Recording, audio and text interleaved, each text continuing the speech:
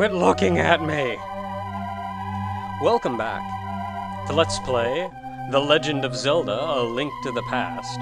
It's always bothered me that Zelda's sprite is so thin from the side, but so wide and royal from the front. Like, what's going on here? I feel like you need to be deeper.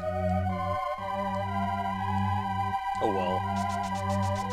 Last time we got the second pendant,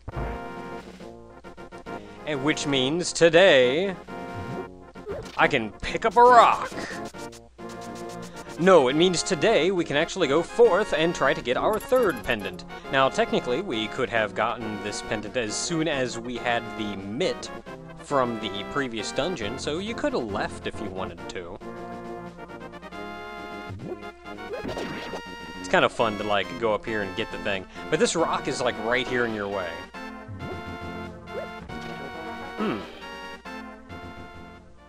It's kind of fun to, like, go up and get the one up top and then come back and go, alright, I never killed that one guy. Now you're in a cave and it's dark. You're technically supposed to go to the right. There are bats if you go up. Bats. And a pit. Bats and pits, both are bad. Should be another... Nope, not another pit. Dead end. I do actually know the correct path, don't worry. I'm just trying to show off all the things. Hey, an old man.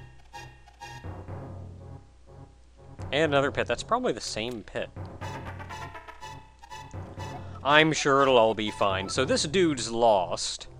Doesn't have a lamp. I imagine it is frightening just sitting in this cave. You can't see a thing.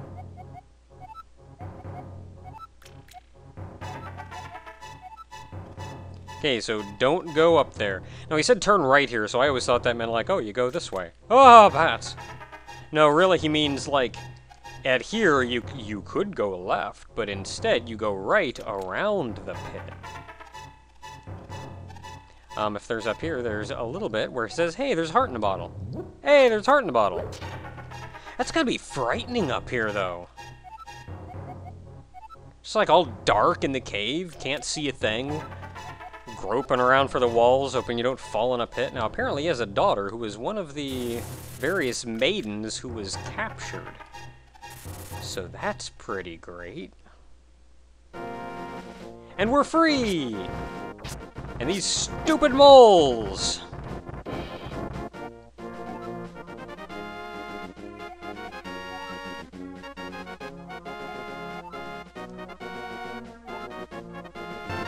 Ooh! That looks useful. Don't get hit by a boulder while he's walking in. I don't think you can get hurt, but it can put you in a bad position since you can't dodge. Now, if you follow him in, you can talk to the dude. And he will comfort your weariness and refill all your hearts. Now, if you go in back, you see there's a little cave hole back here. That's just a cave. You go in, and there's a couple bats and caves, and it's dark and stuff. But if you follow that, if you are really averse to going out here with the boulders, you can go up that way. I'm just kind of going this way for laughs. You can go up that way inside the building to cut out just this little bit of the trek here, and it will take you out right there. Kind of hoping I don't get hit by any of these. There's a cave here that will take you back down the mountain, so we kind of don't want to go in there yet. Instead, I want to go this way. Now, there are two different places you can jump off. You can either jump off there or jump off there. Or you could go in here. I forget what's even in here. Nothing of value. Ooh. I'll come back to that. Now, if memory serves, you actually want to jump off this one to go in the lower of the two. Which you see actually takes us below the platform up top. The other one takes us along the top path, which grants you no item, but you can't see it, but there's a fairy spring over there. You can see their wings flutter every now and then. Nay, we want to go this way. because this takes us to where that heart piece we saw a moment ago was.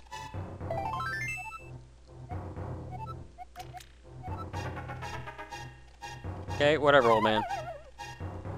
You have to fall in the pit, no real other way around it, but you can go over here and find some fairies. I do have 2 fairies, right?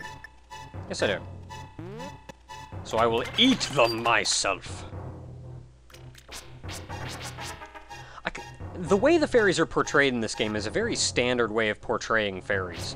Like, you see them as the little fairy-like person floating around with the hair and the legs and the wings and the wand and stuff. And that's kind of neat. And there's even some big fairies that you see who are... I've always liked the big fairies out of this game more than, like, out of any other Zelda game, because they're just huge and elegant and pretty and stuff. Takes us out of the top one, so you know where that one would take us. So I've always really liked those. The small fairies, I think my favorite incarnation of is actually in Ocarina of Time. Ooh, you look interesting. Because in Ocarina of Time, they were just like the little glowy balls. And that was pretty alright, and now I'm a bunny. I'm a bunny, and this is terrible.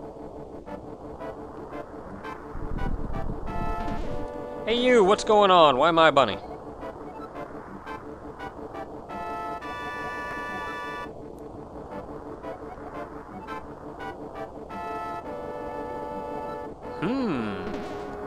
How about you?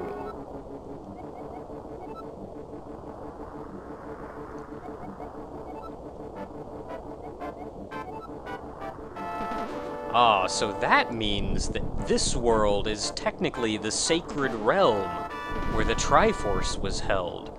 However, having been taken in by the evil Ganondorf, it's been twisted and turned into an evil land. It reflects your heart, as the Triforce is wont to do, and it said Link becomes a bunny just because, like, he's effectively innocent. Sup?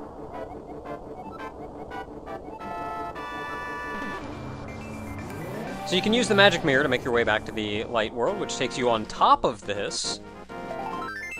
You actually want to use it right up here, and you use the magic wand, you use the magic mirror, and thing happens, yada yada yada, and now we're up here. Nothing to the left of me. Nothing to the right of me. There's a thing over here which we'll be returning to in the future that says Moonspeak. We kind of need the Master Sword for that.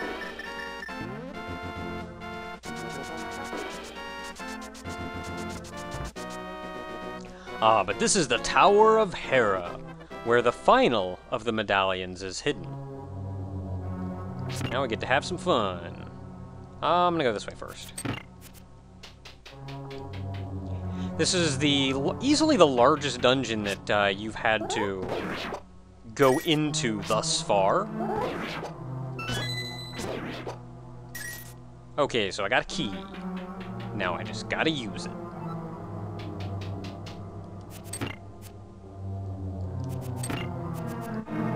Sup, Sahazrula?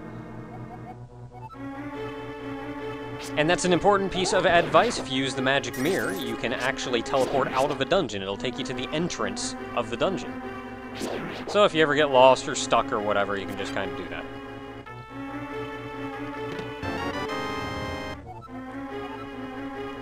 Let's see here. I think my least favorite incarnation of these small fairies was actually in Majora's Mask.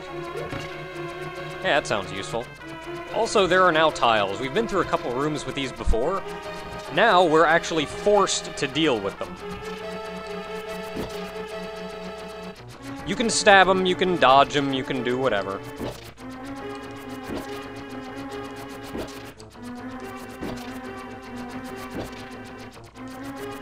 Oh no, I missed. Not really much you can do, but just kind of fudge around in here. It's good fun, though. Good. Work up your dodging skills. Now, there is actually a trick. While the tiles are going up, you, like, clear out a couple pots or whatever. And you have to go, like, or something. I'm not sure what the speedrunning trick is. It's probably, like, clear out these pots and then go, like, That's probably the safest way to do it. But if you knock that up, it'll save you like half a second in this room by having those lowered so you can just wander on. Speedrunning tricks, because they save like a quarter of a second, but when you're challenging everyone else in the world, you gotta save that quarter of a second. Okay, so we killed everybody and nothing happened, which means lantern time. Look, just select the lantern. That menu gets so much easier to navigate when you've actually got all the items in it. Ooh, the big key. That looks useful. That will let us go through a couple doors, fight the boss, as well as get the treasure within the large chest. But more on that later. Now, it was told to us, dang it. It was told to us by the ball-like person that the Moon Pearl will actually grant us the ability to wander around in the dark world without losing our shape. That sounds kinda nice. I like that plan. And that's actually what the treasure in here is, so... Dang it. I'm trying to charge up. Now these little duders will bounce around. When you stab them, you go flying back, so be careful. And they take a decent beating, too. They still die to a pot, though.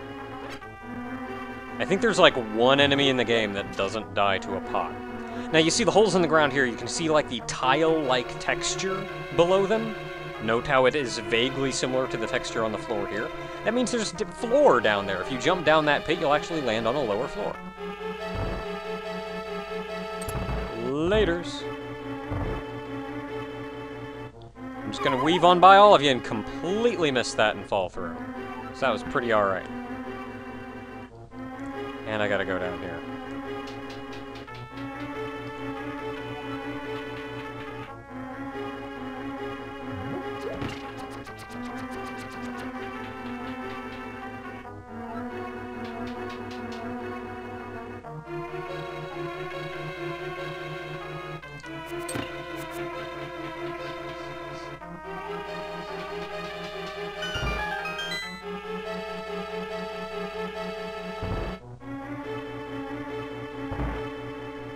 You may note the theme of this dungeon is falling into pits and going down floors as a result. This is especially important for later on. Now these guys are like kind of hard to hit. Hey, I hit him. Hey, the big chest. Miss. Killed one. Miss. I hit him somehow. You jerk. Why are you guys so hard to hit?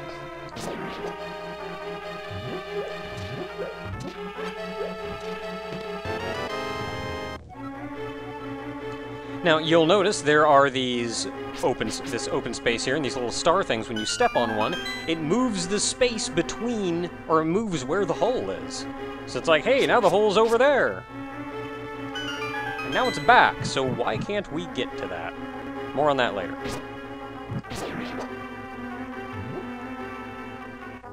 So.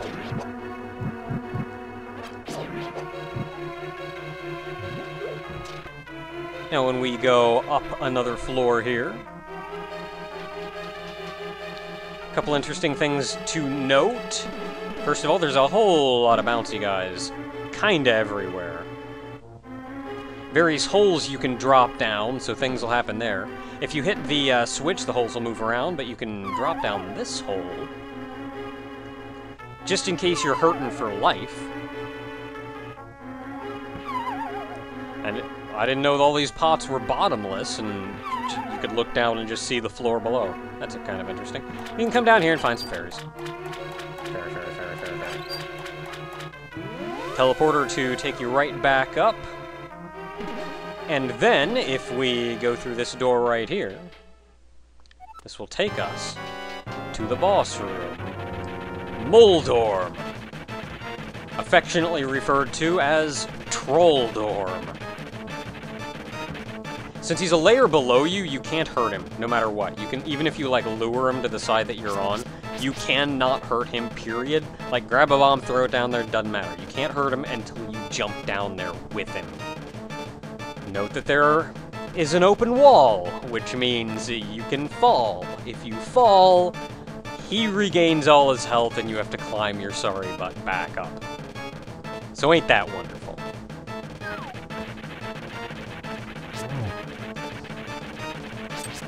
Crip, crip.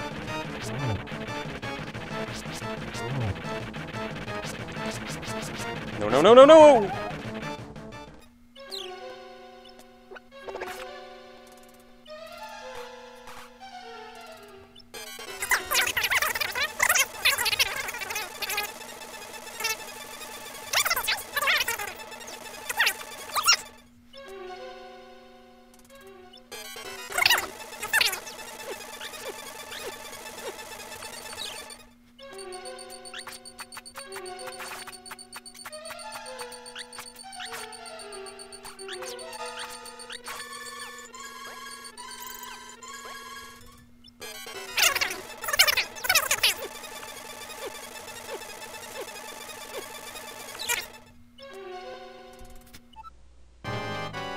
I think it has been confirmed that charge attacks do not actually do more damage to him. It's a set number of hits that you have to hit him with.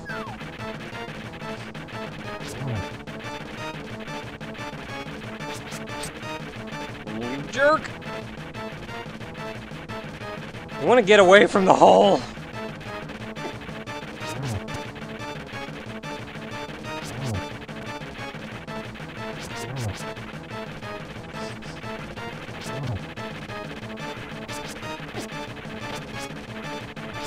Oh, mother of pearl, thank you. Give me that. Give me that. Dang.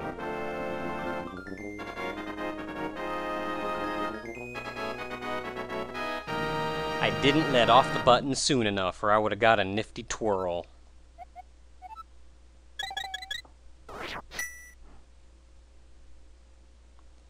Heck yeah! Now we get to exit the Tower of Hera, we've got an additional heart container, and we've got all 3 pendants. Hit the wrong button. All 3 pendants, which means we can pull the Master Sword from the stone. So until next time, everyone, when we go do that thing,